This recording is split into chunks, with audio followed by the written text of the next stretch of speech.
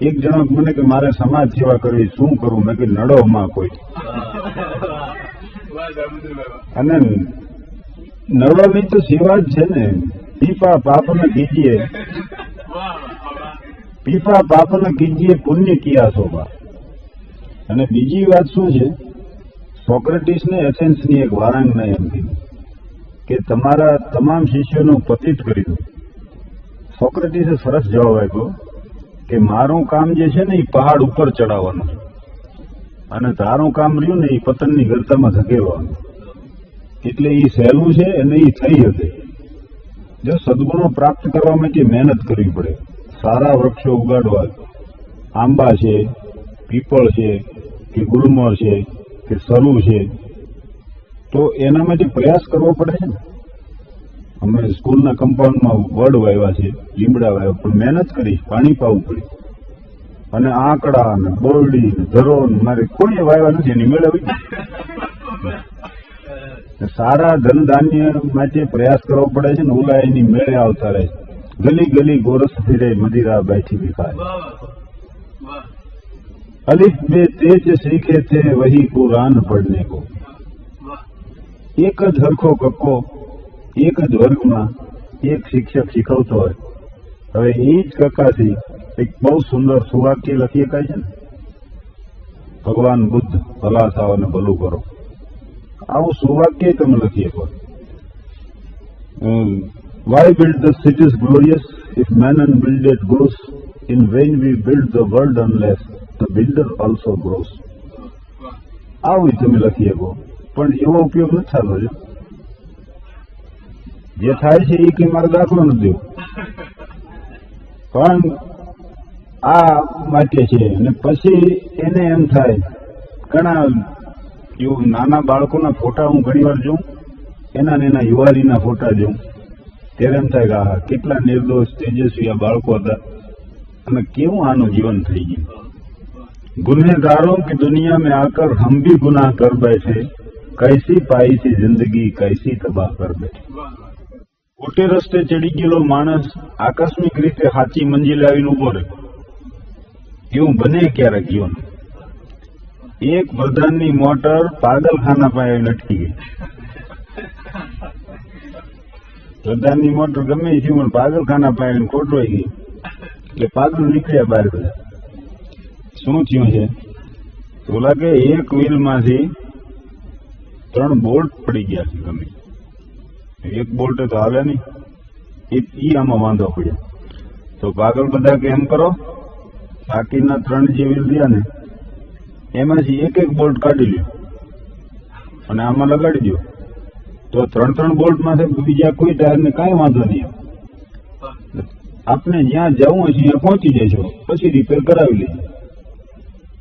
તો પ્રધાન કે આ તમને પાગલ ને હોજ્યું ને મને પ્રધાન હોવા છતાં કેમ ન હોજ્યું?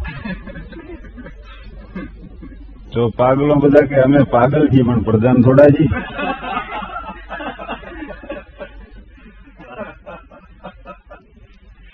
અને બીજા વિશ્વયુદ્ધમાં ઇંગ્લેન્ડ, ફ્રાન્સ, અમેરિકા એક તરફ હતા ને, અને એક તરફ આ હતા જર્મની, ઇટાલી બધા.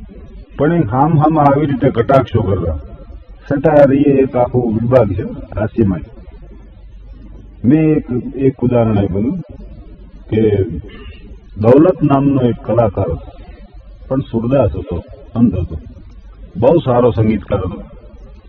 હવે બન્યું એવું કે તૈમૂર લંગના દરબારમાં જઈ અને એને આ સંગીત રજૂ કર્યું. રાગ રાગડી વિવિધ પ્રકારના જય જયવંતી, કાલિંગડો, બ્યાગ ને ભૈરવી એને રજૂ કર્યો. પણ હવે આને તૈમૂર ને સંગીતને શું લેવાય? લોહીની છોડો ઉડાડી, ખોપરીઓથી મિનારા ચણવાનું, આ સિવાય એને કઈ કર્યું નહીં જીવનમાં. એટલે એને આ કલાને તો કઈ લેવા દેવાનો. કલાકાર અંધ હતો, એનું નામ દૌલત હતું, અને એને આ રજૂ કર્યું. તો બધું પતી ગયું. પછી તૈમૂર એટલો જ બોલ્યો કે દौलत क्या अंधी होती है? એટલે કલાકાર કે તभी तो लंगड़ों के पास होती है. તૈમૂર લંગ હતો પાસ. એટલે અમે સ્વર્ગ નર્કની કંઈક ચર્ચા કરતા. એક વાતનો આપને ખ્યાલ જો હોય તો મજા આવશે કે યુરોપમાં એ વખતે સૌથી વધુ કોઈ જૂઠાણું ફેલાયું હોય તો ગોબેલ્સ. ગોબેલ્સ આના માટે કુખ્યાત છે આખા જગતમાં.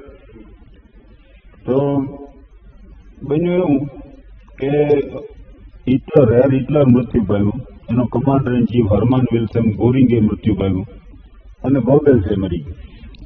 હવે આ બધાને કારનામાં જોવામાં આવ્યા હતા અને શું શું કર્યું જગતમાં, બધાને નર્કમાં મોકલી દેવામાં આવ્યા અને જેટલું ખોટું બોલ્યા હોય એ પ્રમાણમાં એમને સજા થઈ.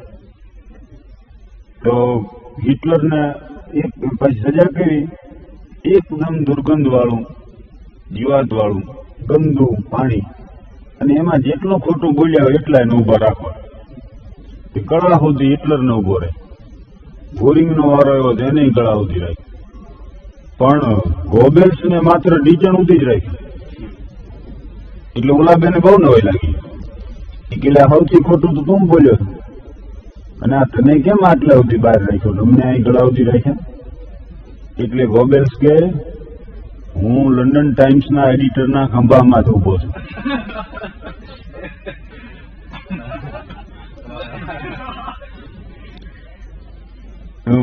આ જુવાની સ્વર્ગ નરકની જ વાત કરી છે. કારણ વગરની ચર્ચા ચડી જાવ એવી ચર્ચા. આમ ઘણા અમને પૂછે તમે ટાઈમ કેમ કાઢો છો? મેં કીધું અમે અરસ વગરની ચર્ચામાં ટાઈમ કાઢી. ઓલા ગામડામાં વાતો શું કરે કે પાડા પેલા જન્માય છે, ખાવત જન્માય છે. આ પ્રશ્ન ઉપાડે તો કે સૌ પેલા ખાવત જન્માય તો વળી બીજો કે ખાવત જન્માય થી ખાઈશું એટલે પાડા જન્માય, એમ નક્કી વાત થઈ. તો થોડાક જવાની ચર્ચા કરતા શેક્સપિયર કે સ્વર્ગમાં ગયો છે, બીજા વળી ના નર્કમાં ગયો. ઓલો કે પણ આ ઓથેલો ને મેકબેથ ને કિંગ લિયર ને હેમલેટ આવા જગવિખ્યાત નાટકો લખ્યા જે નાટ્યકારે, એ કઈ નર્કમાં થોડો જાતો હોય તો સ્વર્ગમાં ગયો. તો ઓલો કે ના નર્કમાં ગયો. એક કાકા અહીંયા બેઠેલા બહુ અનુભવી વયોવૃદ્ધ, એ ચર્ચાનો નિકાલ લાવે એટલે કે જો ભાઈ હું સ્વર્ગમાં જઈશ ને તે તપાસ કરી લઈશ શેક્સપિયર શેકડી. તોય ઓલા મૂંગા નો રહી. એ કે ધારો કે નર્કમાં ગયા છે તો કે તું કરી લીજે.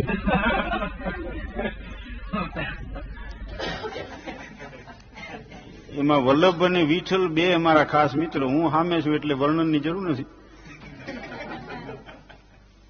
આમ તો હું નજરી ગયો છું. નાનપણમાં બહુ દેખાવડો હતો. આ ઓલો ટપકું કરે મસનું, જોકે દેખાતું નહોતું.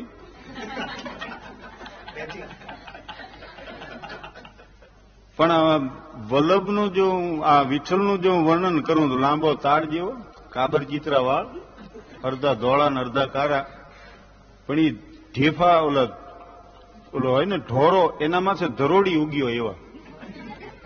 ઘણાને વાંકા હોય, ઘણાને આમ પાછળ રહે, પણ આને સીધે સીધા કુંવારિકાએ ઝવેરા વાવ્યા હોય એવા વાળ, અને ભમરીના દર જેવા એના ફોયણા. પછી હાલ્યો જતો હોય તો સાયટિકા જમણા પગે થયેલું એકવાર, એને કે ઘડિયાળનો કાંટો જેમ 6 માં 5, 6 ને 5, 6 માં 5, 6 ને 5 એમ દેખાડે એમ જરાક ઢળડાતો જતો હતો. પણ આવો ઈ મિત્ર મારો વલ્લભભાઈ, એવો ઝીણકું કપાળ અને માણસને વાળ આમ વાહે જાય એના બદલે બાબરી સામે નીકળતી. એટલે મિત્રો ઈવડે દાંત કાઢે તો મને તરત પંક્તિ સાંભળે, રામ વચન સુની કપી મુસકાય.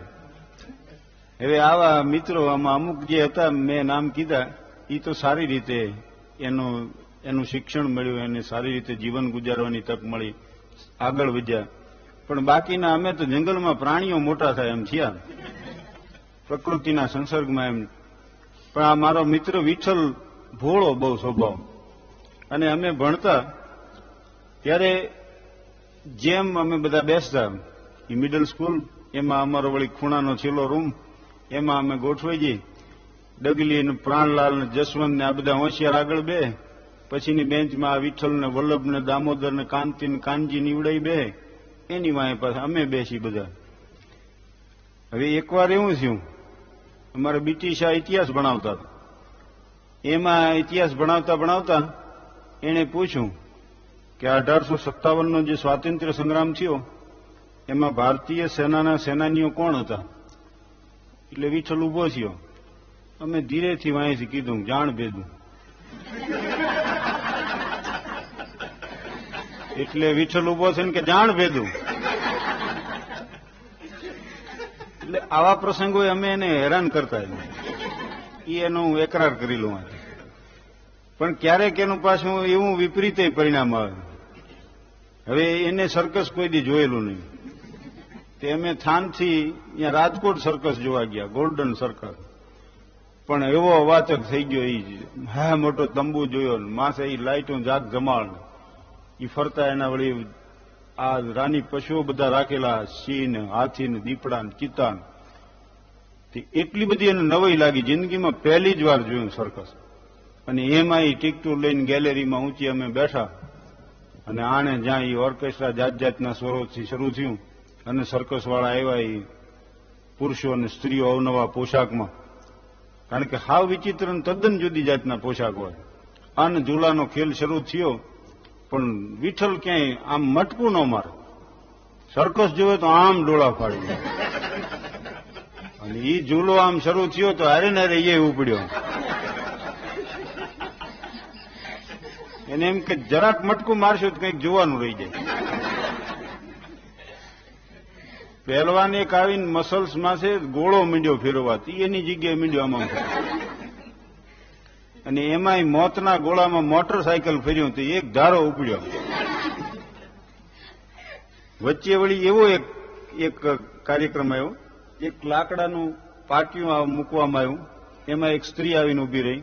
એક જણો આમ 10-12 છરા લઈને આવ્યો અને ખાચ ખાચ ખાચ અડધા ઇંચના અંતરે ફરતા આમ ખૂંચાડી દીધા.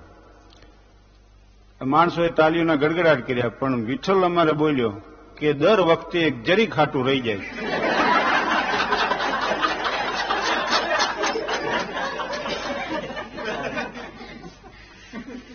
મેં કીધું એટલે આ રાખી દેવાનું છે.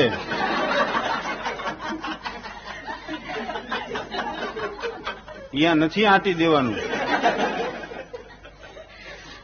અને એ 2-4 ખેલ બીજા ગયા ને ત્યાં તો એવો થાકી ગયો. ગેલેરીથી અમે એને હેઠો ઉતર્યો પણ ટેકો દીધો ત્યાં બહાર કાઢી ગયા.